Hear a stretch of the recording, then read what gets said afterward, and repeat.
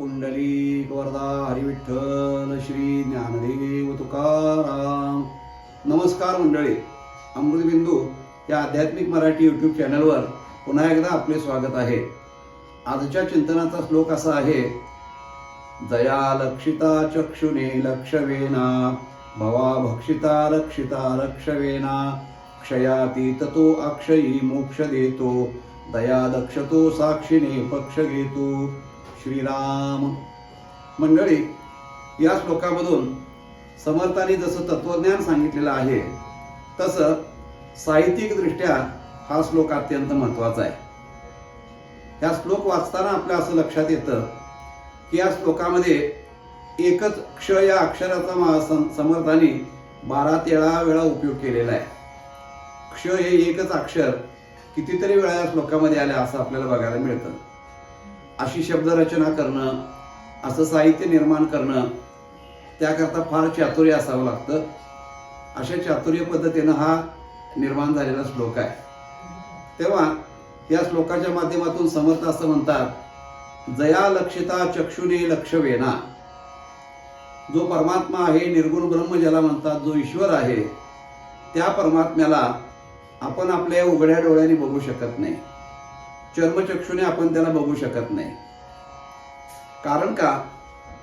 भगवंत हा इंद्रिय गम्य नाही आहे. तो इंद्रियांना अनुभवाला येणारा विषय परमात्मा नाही. आपल्या डोळ्याला दिसणं, कानाला ऐकू येणं, नाकाला सुगंध येणं, जिभेला चव कळणं, त्वचेला स्पर्श करणं, हे इंद्रियजन्य असणारे विषय आहेत. पण परमात्मा हा पंचविषयाच्या पलीकडचा आहे.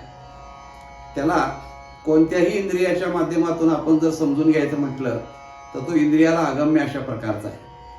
मग तो डोळ्याला तरी कसा दिसेल? म्हणून भगवंत हा डोळ्याने दिसत नाही असं समर्थ म्हणतात. एका अभंगामध्ये माऊलीने असं म्हटलेलं आहे: कशी बोटाने दाखवू तुला, घे अनुभव गुरुच्या मुला. परमात्मा बोटाने नाही दाखवता येत. तो सगुण साकार झाल्यानंतर त्याला एखाद्या वेळेला दाखवता येतं. पण मूळचा जो भगवंत आहे, परमात्मा आहे, तो निर्देश नाही, अनिर्देश अशा प्रकारचा आहे. त्याला दाखवता येत नाही.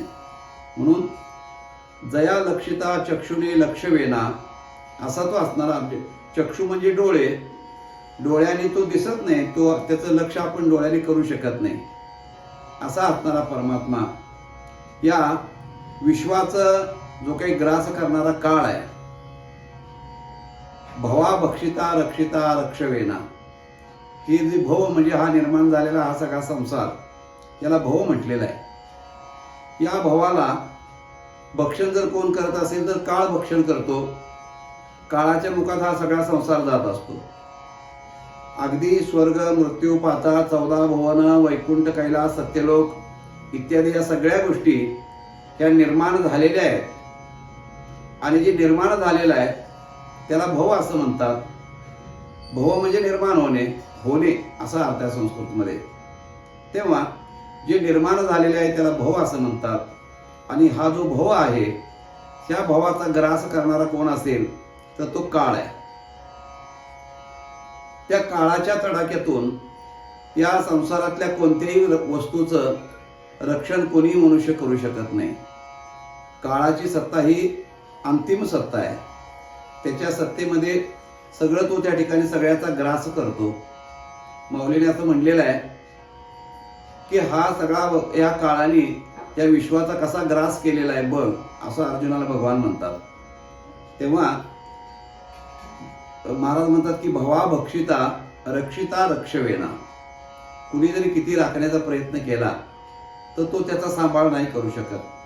काळाच्या तडाख्यामध्ये हे सगळं भव निर्माण झालेलं सगळं, हे सगळंच काळाच्या तडाख्यात जाणार आहे.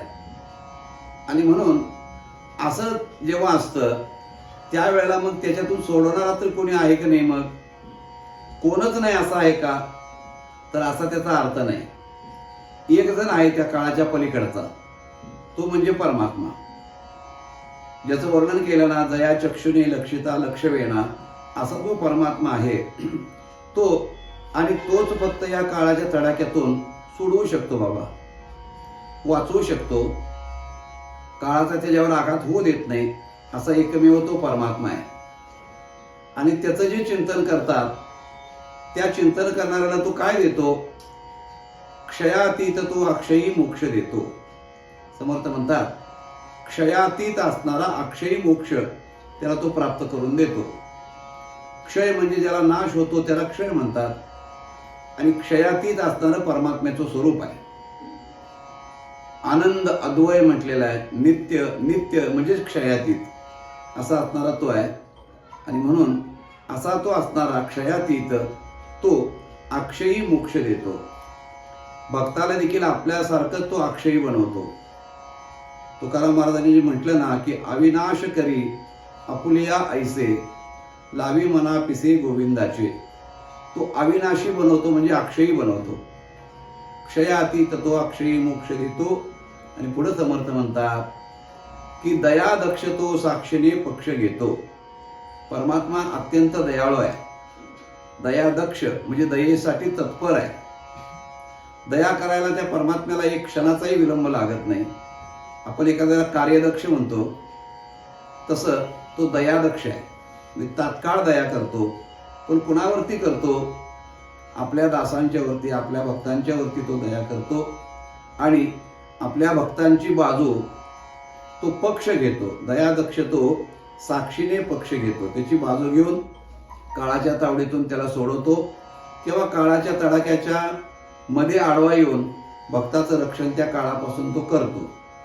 म्हणून तुका म्हणे तुला सोडविना कोणी, एका चक्रपाणी वाचूने, असं जे महाराजांनी म्हटलंय ते एवढ्या करताच म्हटलेलं आहे. असा हा दयातीत तो दयादक्ष तो साक्षीने पक्ष घेतो.